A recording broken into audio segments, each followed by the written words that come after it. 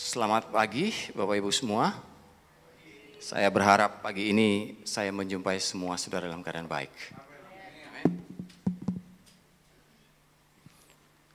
Tema kita hari ini adalah tak pernah terlambat. Apa saudara? Tak pernah terlambat. Apa yang saudara pikirkan di benak saudara ketika mendengar kata terlambat? Atau apa yang timbul? Jadi persepsi dalam pikiran saudara ketika saudara dengar kata terlambat. Waktu, betul? Kalau dibilang terlambat berarti waktunya yang terlambat. Kalau dibilang tidak terlambat berarti waktunya yang tidak terlambat. Nah, pagi ini saya mau mulai dengan begini. Bahwa kita semua tentu setuju, kita sepakat bahwa Tuhan yang tidak pernah terlambat. Amin? Dia tidak pernah terlambat. Kuasanya, pertolongannya, mujizatnya, kasihnya tidak pernah terlambat. Jangan diragukan itu. Amin untuk semuanya. Bahwa dia tidak pernah terlambat. Saudara, Tuhan yang saudara sembah dan saya sembah adalah Tuhan yang tidak pernah terlambat. Nah, tapi pagi ini saya mau ajak kita sama-sama belajar dari sisi yang sedikit berbeda. Bahwa Tuhan tidak pernah terlambat dengan melihat setiap waktu yang Tuhan tetapkan dalam kehidupan kita. Kita melihat setiap waktu yang Tuhan izinkan dalam musim kehidupan kita. Dan kita harus memahami setiap waktu yang Tuhan tetapkan dalam kehidupan kita. Supaya kita tidak salah berespon. Kita akan salah berespon kalau kita nggak tahu di waktu apa kita sedang berada. Ambil contoh. Kalau di lampu merah, saudara jalan, saudara pasti mengalami kecelakaan. Sebaliknya, di lampu hijau, saudara harus jalan, bukan berhenti. Artinya, saudara harus tahu di waktu apa saudara sedang berada. Kalau enggak heran, saudara akan frustasi dibuatnya. Ambil contoh lain. Kalau saudara hendak bepergian ke sebuah negara yang ada 4 musim, pastikan saudara tahu, waktu saudara tiba di sana, musim apa. Kalau kebetulan saudara tiba di sana, musim dingin dan dari Jakarta, saudara bawa baju musim panas, artinya saudara sedang dalam masalah. Sebaliknya, kalau saudara tiba di musim panas, terus saudara bawa jaketmu yang tebal-tebal itu, jadi salah juga. Betul? Nah, apa yang mau saya katakan, saudara? Mengapa ini penting?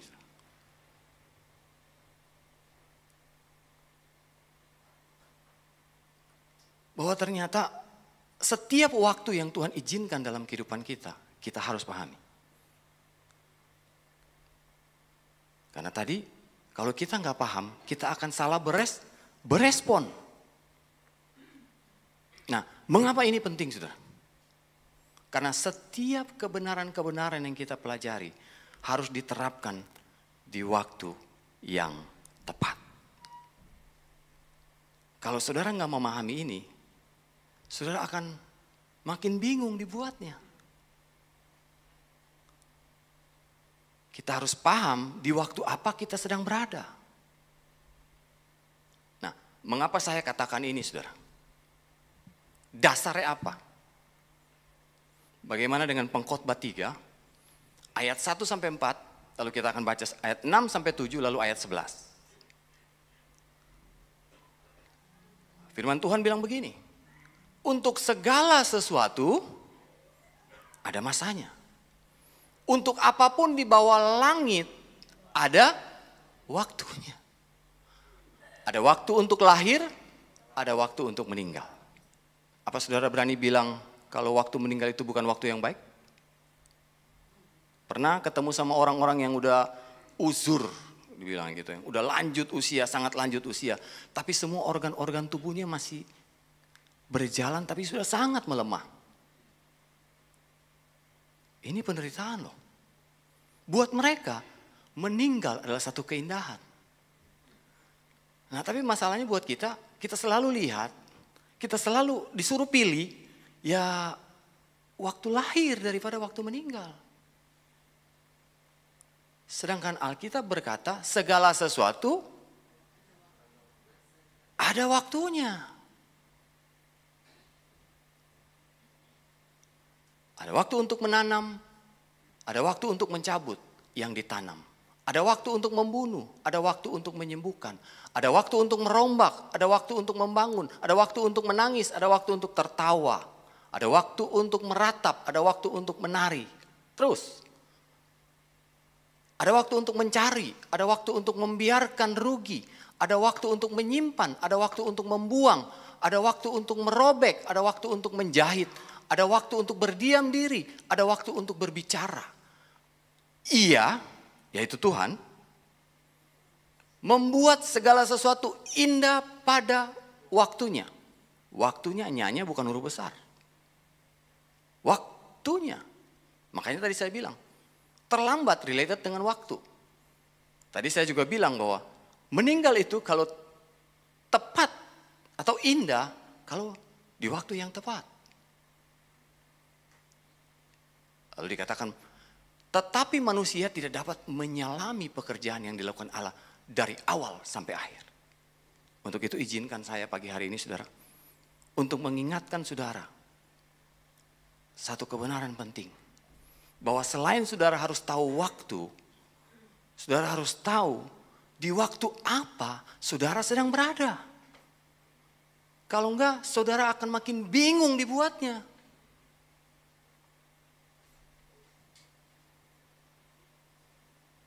Nah, sekarang memahami di waktu apa saat ini kita sedang berada, menolong kita untuk tahu bagaimana berespon dengan tepat. Coba renungkan dulu. Bisa paham yang saya maksud? Memahami di waktu apa saat ini kita sedang berada, menolong kita untuk tahu bagaimana berespon dengan tepat. Dengar kata-kata saya. Bukan berespon dengan benar. Nggak cukup benar. Mesti tepat. Masalah dari kita adalah parameternya selalu benar salah. Nggak cukup cuma benar. Mesti tepat. Ada banyak orang hari-hari ini sedang berespon tidak tepat. Bukan karena tidak tahu kebenaran. Tapi kita sedang nggak tahu di waktu apa kita sedang berada. Di musim apa kita sedang berada. Nah, mengapa kita perlu memahami ini, saudara? Itu sebabnya saya mencatat. Jangan pernah membandingkan diri kita dengan orang lain. Karena setiap pribadi mungkin ada di waktu atau di musim yang berbeda. Coba renungkan dulu. Kita selalu compare orang dengan musim kita. Padahal musim orang seringkali berbeda-beda. Saudara bisa pahami ini? Nah, coba lihat ayat ini saudara. Mazmur 126 ayat 5 sampai 6. Kalau saudara sedang berada di musim yang namanya menabur, jangan berharap saudara menuai.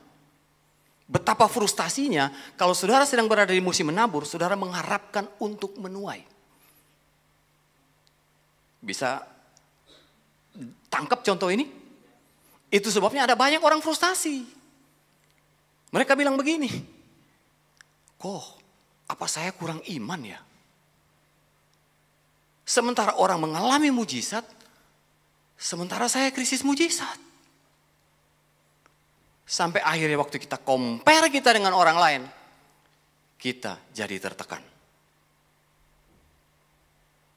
Kalau kita sedang dalam musim menuai, kita bisa mengintimidasi orang yang sedang dalam musim menabur.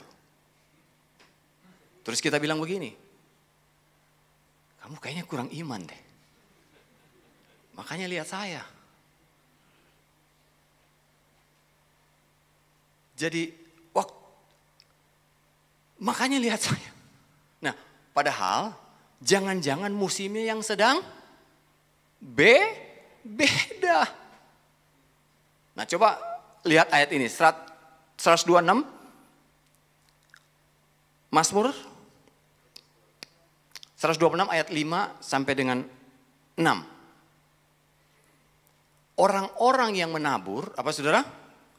Dengan mencucurkan air mata akan menuai dengan bersorak-sorai. Orang yang berjalan maju dengan apa? Menangis sambil menabur benih pasti pulang dengan sorak-sorai sambil membawa berkas-berkasnya. Jadi kalau saudara lihat keadaan seseorang, tolong jangan langsung hakimi. Saudara harus paham orang ini sedang di musim apa.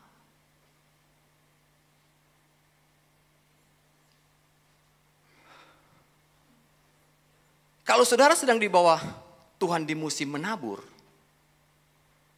dan kita semua tentu tahu, menabur itu musim yang gak enak. Gak enak itu. Menabur itu masa kerja keras. Menabur itu masa pengorbanan sepertinya. Gak enak. Apakah waktu saudara menabur, terus saudara mendapatkan manfaat dari menabur saat itu? Tidak. Itu sebabnya pertanyaannya, bagaimana mungkin kalau saudara nggak menabur, saudara mengharapkan menuai? Nah, seringkali banyak kita sedang tersesat. Saya catat di sini, bukan karena ajaran sesat. Bukan karena kita nggak tahu tujuan. Bukan karena kita nggak punya tujuan.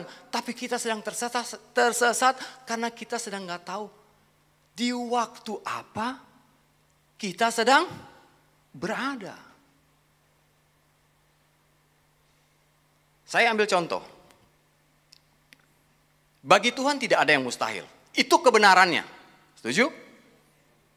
Tapi apa jadinya kalau saudara punya anak umur 5 tahun, terus dia pengen numbu kumis dan jenggot.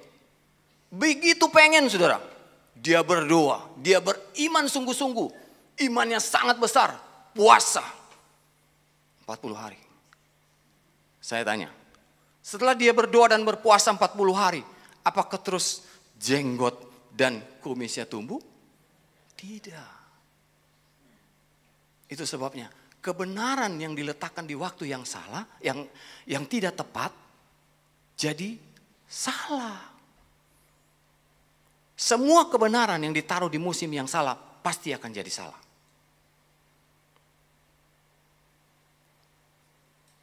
Makanya ada banyak orang frustasi.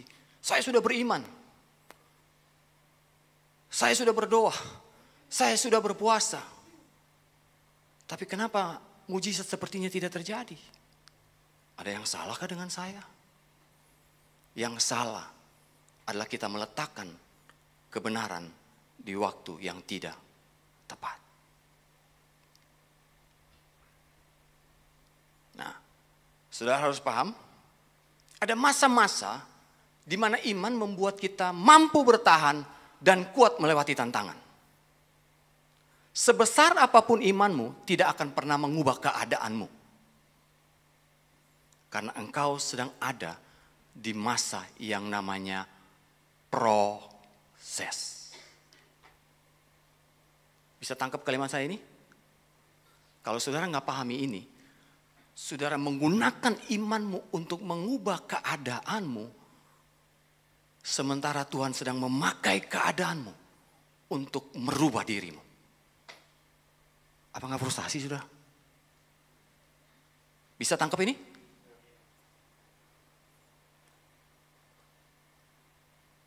Kita memaksa iman kita untuk merubah keadaan kita. Sementara Tuhan sedang pakai keadaan itu untuk merubah diri kita terlebih dahulu. Satu hari saudara, beberapa bulan yang lalu, kami berdoa. Saya dan istri kami berdoa. Terus istri saya ngomong begini, dia berdoa begini. Tuhan, kalau memang ini kehendak Tuhan, buat segala sesuatu jadi lancar. Dan kalau ini bukan kehendak Tuhan, bilang gimana? Tuhan batalkan. Ada yang salah gak sama doanya? Ada yang salah gak sama doanya? Kalau kehendak Tuhan buat segala sesuatu lancar. Kalau bukan, Tuhan tolong batalkan. Bukankah itu doa kita hari-hari ini? Setelah selesai berdoa, gak terjadi apa-apa. Beberapa hari kemudian, Roh Kudus ingatkan saya. Apa yang Roh Kudus ingatkan saya? Bahwa semua yang lancar belum tentu dari Tuhan. Karena seringkali Tuhan pakai kesulitan dan masalah itu untuk merubah diri kita terlebih dahulu sebelum membereskan masalahnya. Dan itu jauh lebih penting bagi Tuhan.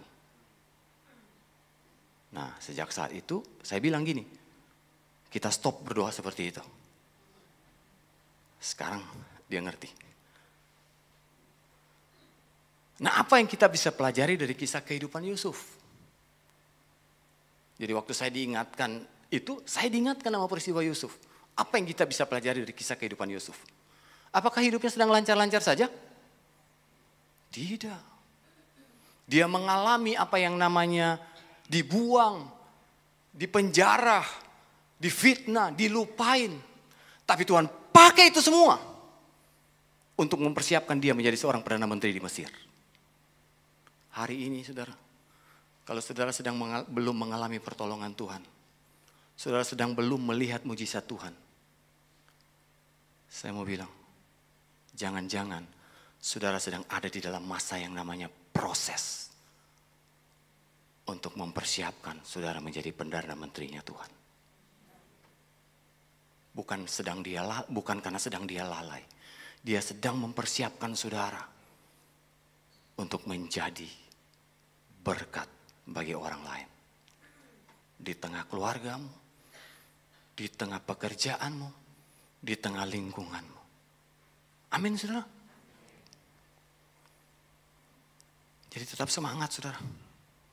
Kalau saudara hari ini belum melihat pertolongan Tuhan, bukan Tuhan sedang membiarkan saudara. Bukan dia sedang lalai, tidak. Karena Tuhan tidak pernah terlambat untuk memberkati dan memulihkanmu. Amin.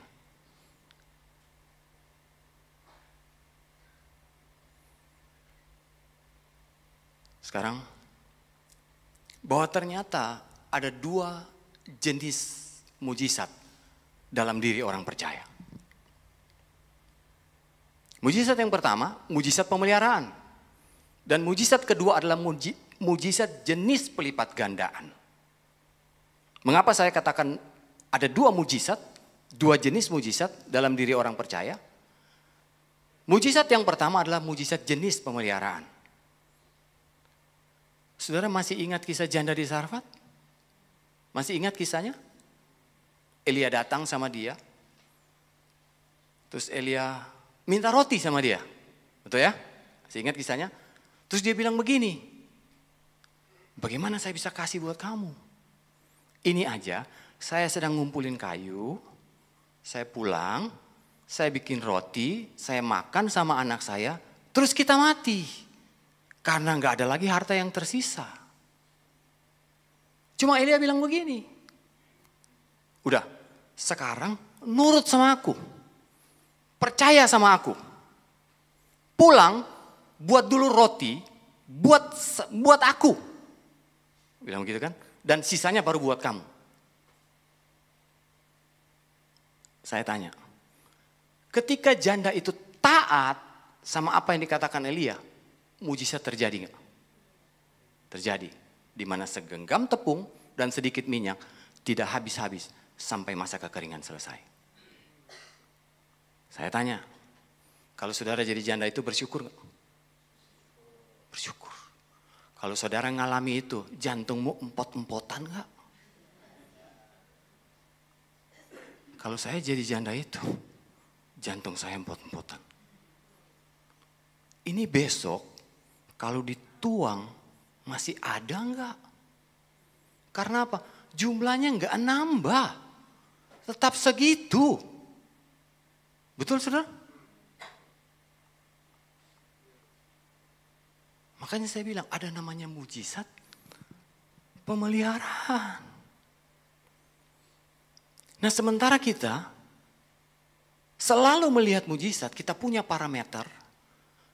Mujizat itu selalu pelipat gandaan. Di mana 5 roti dan 2 ekor ikan bisa memberi makan 5.000 orang, sisanya 12 bakul, terus kita bilang begini, itu mujizat. Saya setuju. Tapi saudara harus ingat, ada namanya mujizat pemeliharaan. Jadi kalau saudara sedang dibawa kepada yang namanya mujizat pemeliharaan, maafkan saya, jangan cepat-cepat berharap mujizat pelipat gandaan. Nanti saudara kecewa. Nggak enak dengarnya. Kalau saudara sedang ada di dalam mujizat pemeliharaan, terus saudara mengharapkan pelipat gandaan, sampai limpah, sampai luber-luber begitu. Pernah nggak saudara berpikir, mengapa seringkali Tuhan mengajar kita dan membawa kita kepada sebuah pengalaman untuk kita mengalami mujizat pemeliharaan? Mengapa? Sadarkah saudara bahwa di season mujizat pemeliharaan, Tuhan lagi ngajarin kita. Kita hidup bukan dari banyak, tapi kita hidup karena Tuhan setia. Amin saudara. Masalahnya iman kita seringkali bukan pada kehadiran dan penyertaan Tuhan. Iman kita seringkali pada banyak yang kita punya. Kalau banyak kita tenang. Kalau banyak kita aman. Tapi kalau begitu sedikit, kalkulasi mulai jalan. Ini cukup enggak? Dia sedang mengajar kita bahwa dia saja cukup. Ada amin saudara? Makanya kalau saudara sedang dibawa kepada mujizat pemeliharaan, jangan cepat-cepat berharap mengalami mujizat pelipat gandaan. Saya ulang lagi. Kalau enggak saudara jadi marah dan kecewa sama Tuhan. Betul enggak? Kita langsung compare. Padahal saya mau bilang gini. Bukankah itu juga mujizat? Kita pengen yang banyak-banyak masalahnya.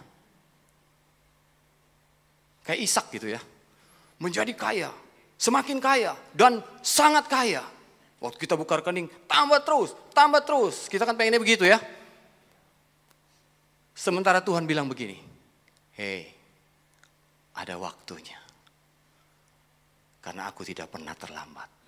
Aku akan buktikan ada yang namanya mujizat pelipat gandaan. Tapi saat ini, aku sedang mengajarimu sesuatu yang penting. Bahwa semuanya itu sumbernya dari aku. Sudah bisa mengaminkan ini? Hari ini, di musim apa saudara sedang berada? Pernahkah saudara mencoba merenungkannya? Pernahkah saudara mencoba mengenalinya?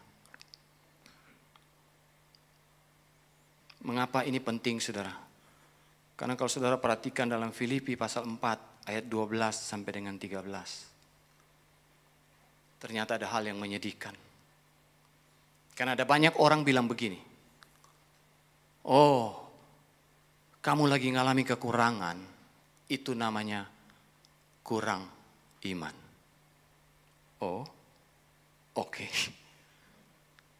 Tapi apa saudara berani yakin kalau orang yang sedang mengalami kekurangan itu karena ketiadaan iman? Bagaimana dengan Paulus? Seorang nabi yang besar, yang luar biasa. Dia juga mengalami yang namanya kekurangan kok.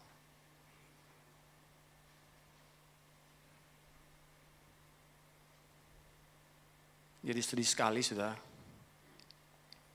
Ada orang-orang yang meyakini teologi kemakmuran. Harus limpah. Kita bilang. Oke. Tapi untuk sampai di titik itu. Tuhan seringkali mengajar kita. Dan mendidik kita. Nah lihat ayat ini tadi. Filipi 4 ayat 12. Firman Tuhan katakan begini. Aku tahu apa itu kekurangan. Dan aku tahu apa itu kelimpahan. Jadi Paulus itu mengalami setiap musim.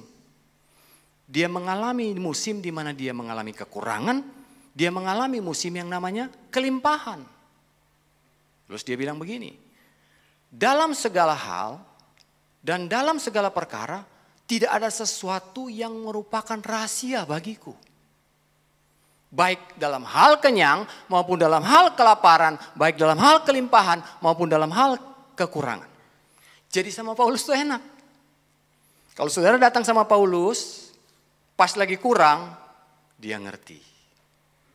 Pas lagi limpah, dia juga akan ngerti. Karena dia ngalami. Dia ngalami apa yang namanya musim kekurangan dan apa yang namanya musim kelimpahan.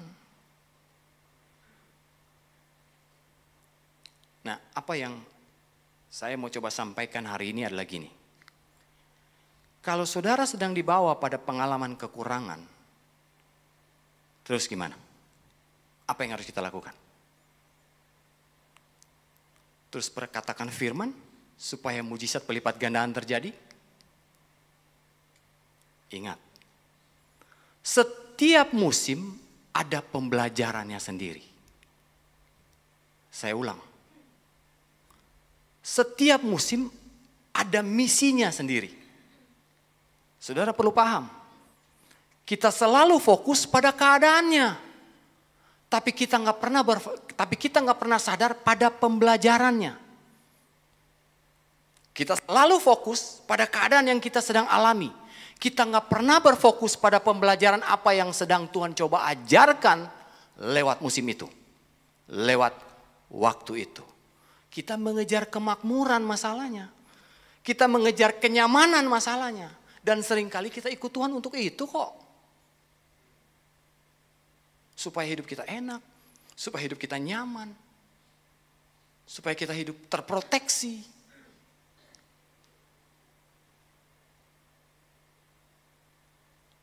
Dengar teman-teman yang sedang mengalami ujian yang namanya pengalaman kekurangan. Disitulah Tuhan cuma ingin menyadarkanmu.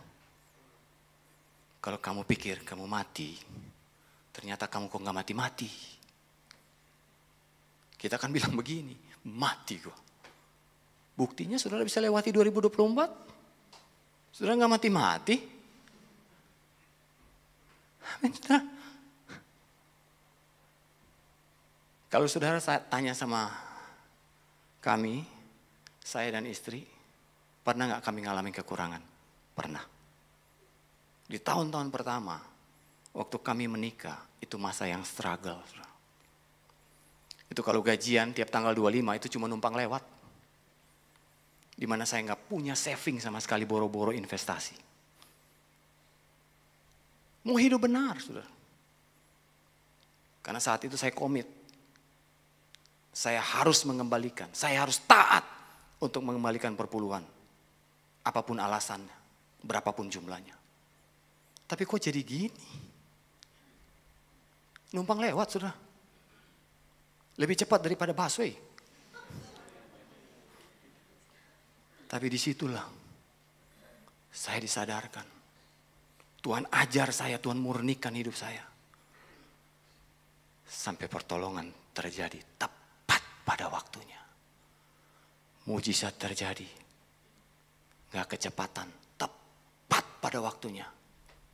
Saya mengalami promosi. Gaji naik dong saudara. Dan promosi demi promosi. Segala kemuliaan hanya bagi Tuhan. Tuhan gak pernah terlambat saudara.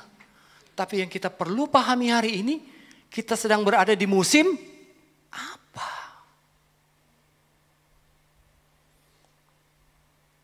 Tapi saya pernah ngalami yang namanya spot jantung itu. Tiap bulan cukup gak nih?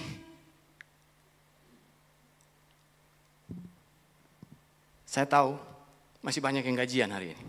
Berapa banyak saudara yang masih makan gaji? Kalau saudara sedang dibawa di pengalaman ini, ingat. Kalau saudara sedang dibawa kepada pengalaman yang sama seperti saya alami, saudara jadi tahu bagaimana berespon dengan tepat, bukan cuma benar. Semangat yang masih makan gaji. Dengan tepat. Nah itu sebabnya Paulus berkata dalam Filipi 4 ayat 13. Segala perkara dapat kutanggung di dalam Dia yang memberi kekuatan kepadaku.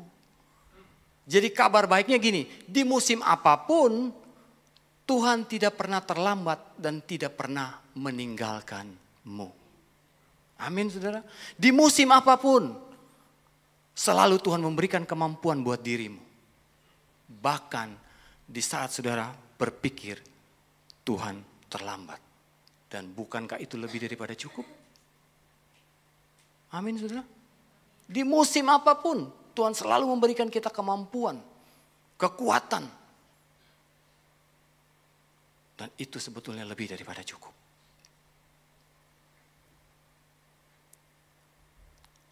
Hari ini saudara saya mau ajak saudara, yuk kita engein, sadar gitu. Ngein maksud saya gitu. Kalau lagi dibawa ke pengalaman ini, apa yang sedang dia coba komunikasikan buat saudara, buat kita. Bukan mencoba menjadikan iman untuk mengubah keadaanmu. Padahal Tuhan sedang memakai keadaanmu untuk mengajari dirimu. Saya ingin coba kita seimbang. Kita jadi Kristen yang seimbang. Saudara belajar sesuatu siang hari ini? Mengapa? Masih ingat kisah perjalanan bangsa Israel meninggalkan Mesir? Mereka dibawa masuk ke padang gurun sebelum dibawa ke tanah perjanjian. Saudara bisa bayangkan gak? Mengapa mereka itu pengen balik ke Mesir? Simple. Karena Mesir lebih enak daripada di padang gurun. Gak peduli Tuhan janjikan mereka tanah Kanaan. Tapi kenyataannya mereka sedang ada di padang gurun.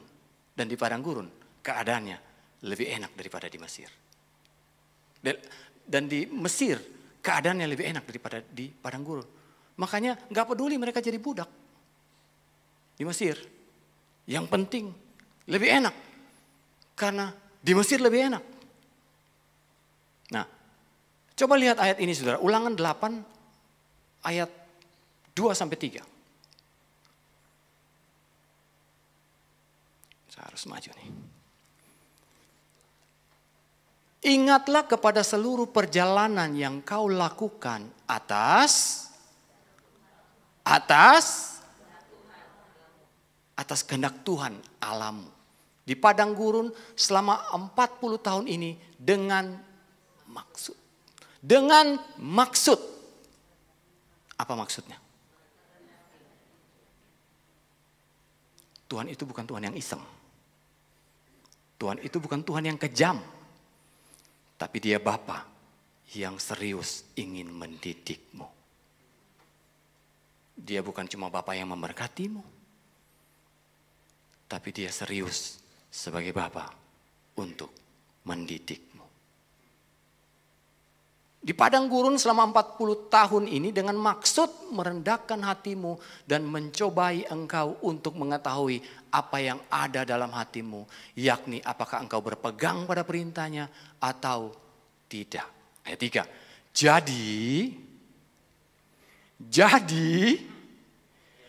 Jadi ia merendahkan hatimu, membiarkan engkau lapar. Ini yang gak enak loh saudara. Dibiarkan loh saudara. Ini yang gak enak. Dibiarkan. Pertanyaannya. Apakah pembiaran Tuhan adalah bentuk kelalaiannya? Apakah ketika Tuhan sepertinya terlambat adalah bentuk kelalaiannya? Karena apa? Karena ini yang dipahami oleh orang banyak. Bahwa kelalaian Tuhan, bahwa pembiaran Tuhan adalah kelalaiannya. Bahwa ketika sepertinya Tuhan terlambat, keterlambatannya adalah kelalaiannya. Ini yang dipahami oleh banyak orang, saudara. Tapi masalahnya saya mau sampaikan satu kabar buruk buat saudara. Masalahnya dia bukan sedang lalai. Tapi dia sengaja. Saudara masih ingat kisah Yesus membangkitkan Lazarus? Ingat kisahnya? Saat itu Lazarus belum meninggal, masih sakit. Lalu saudaranya Maria dan Marta mengirim kabar kepada Yesus. Saudara ingat kisahnya ya? Mengirim kabar kepada Yesus bahwa Lazarus sakit. Mereka mengharapkan Yesus segera datang untuk menyembuhkan Lazarus. Tapi apa yang terjadi, saudara? Coba kita lihat Yohanes 11 ayat yang ke-6. Kita semua tahu akhir dari kisah ini ya. Namun setelah didengar bahwa Lazarus itu sakit, ia sengaja tinggal 2 hari lagi. Dia sengaja, saudara. Jadi kesengajaan itu bukan karena kelalaiannya. Saya mau katakan sekali lagi. Karena dia sedang punya maksud yang mulia buat hidup saudara dan saya. Amin. Jadi kalau sampai gitu gimana, saudara? Disengaja, saudara. Dibiarkan engkau lapar. Enak gak, saudara? Itu gak enak loh, saudara. Tapi ternyata kalau saudara telusuri perjalanan bangsa Israel, Tuhan sedang ngajar mereka. Tuhan mulai ngajar mereka. Nah, masalahnya mereka gak nangkep itu. Karena mereka fokusnya yang mereka kejar adalah kenyamanan. Problem hari-hari ini dari banyak orang percaya. Kenapa kita gak fokus pada musimnya? Karena fokus kita kepada berkat apa yang bakal kita terima dari Tuhan. Itu masalahnya.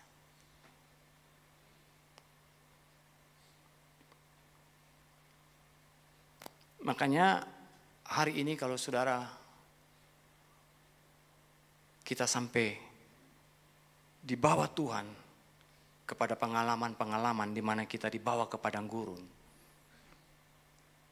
saya harus ngomong, welcome to the kingdom. Siap-siap, saudara.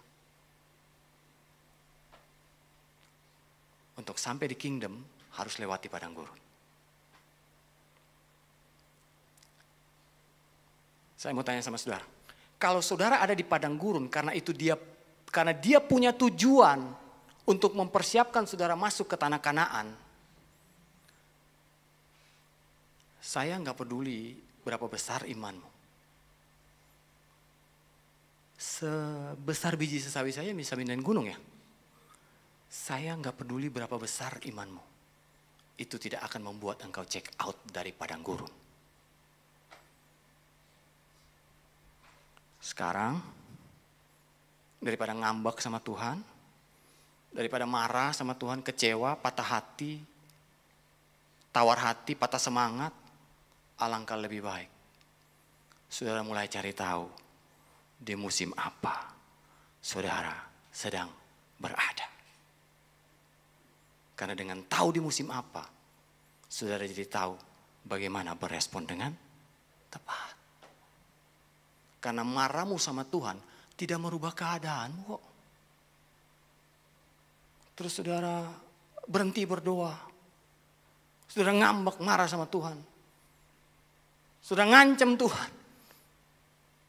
Saudara kasih deadline sama Tuhan. Bisa gak gitu? Saya kasih deadline sama Tuhan. Kalau Tuhan tidak bekerja, saya berhenti percaya kepada Tuhan. Terus Tuhan ngomong begini, yang rugi siapa emang? Halo? Dengar baik-baik, kalau Tuhan sedang mendidikmu, Dia tidak akan pernah menyerah terhadap pemberontakanmu. Halo? Saudara yang punya anak, tentu mengaminkan ini.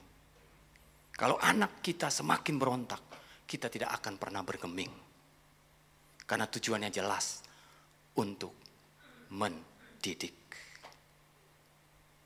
Hari ini, Ada banyak orang percaya yang sedang tidak memahami di musim apa dia sedang berada. Sebab itu tadi saya katakan, memahami di musim yang tepat akan membuat kita jadi tahu bagaimana berespon dengan tepat. Oke? Berarti kalau saudara sedang ada di padang gurun, muka-mukanya sih sedang di padang gurun nih. Gimana? Nikmati. Nikmati kalau Tuhan sedang mendemonstrasikan bahwa yang engkau pikir gak cukup, kok cukup. Kok lewat 2024, kok sampai di pertengahan Januari 2025.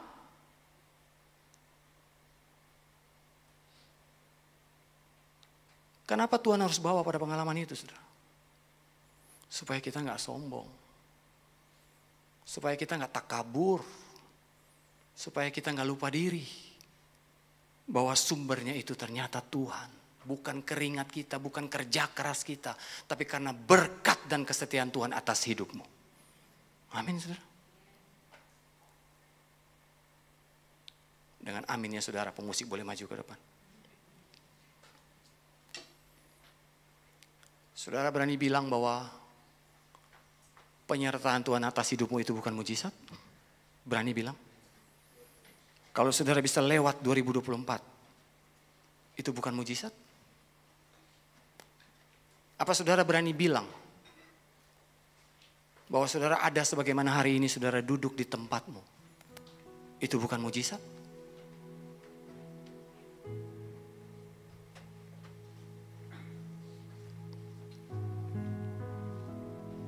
Saya percaya di awal tahun ada isi hati Tuhan buat jemaat HFC.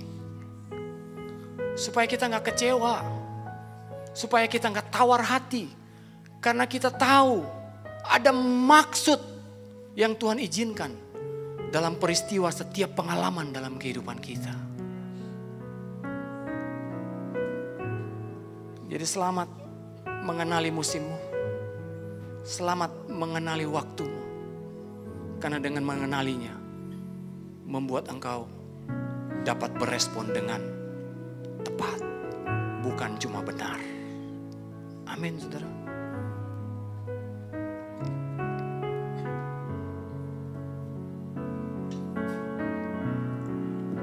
Kuasa-Mu terlebih besar. Kita sama-sama bangkit berdiri. Tuhanku terlebih besar,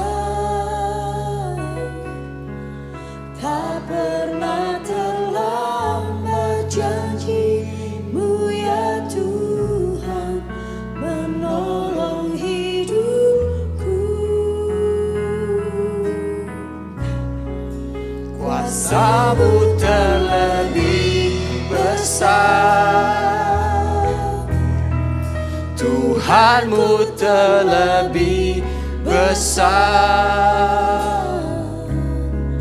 tak pernah terlambat janji-Mu ya Tuhan, pulihkan hidupku. Saudara, Tuhan sangat konsisten. Dia sangat konsekuen dengan waktu-waktu yang dia tetapkan dalam hidup saudara. Tapi pagi hari ini, dia mau saudara dan saya, kita fokus pada waktu-waktu itu. Apa yang urgent yang kita perlukan hari-hari ini, saudara? Menurut saya, mintalah hikmat. Mintalah hikmat. Karena dengan hikmat, itu akan membuat saudara dan saya tahu di musim apa kita sedang berada. Sehingga kita dapat berespon dengan tepat. Mintalah hikmat. Mintalah hikmat Tuhan. Kita perlu itu. Minta itu, bukan pengetahuan. Dan Tuhan bilang, orang yang kekurangan hikmat, mintalah padaku. Minta dengan iman. Hari ini saudara, minta itu. Mintalah hikmat. Supaya saudara sungguh tahu di waktu apa saudara berada. Sehingga saudara tidak salah berespon. Saudara akan berespon dengan tepat. Karena saudara tahu persis di waktu apa saudara sedang berada. Saya berdoa siang hari ini, setiap saudara yang ada di tempat ini, hikmat Tuhan memenuhi hidupmu di dalam nama Yesus. Sehingga ketika kita menjalani 2024, apapun yang ada di depan, kita tahu ada maksud dan tujuan yang mulia daripada Tuhan buat kehidupan kita di 2025. Aku bersyukur Tuhan, terima kasih untuk firman. Perbarui hati dan pikiran kami terus Tuhan, supaya kami melihat Engkau sebagai Allah yang sempurna, Allah yang utuh dalam hidup kami. Terima kasih untuk siang hari ini Tuhan. Aku bersyukur dan berdoa hanya di dalam nama Yesus. Setiap kita yang percaya sama-sama katakan amin.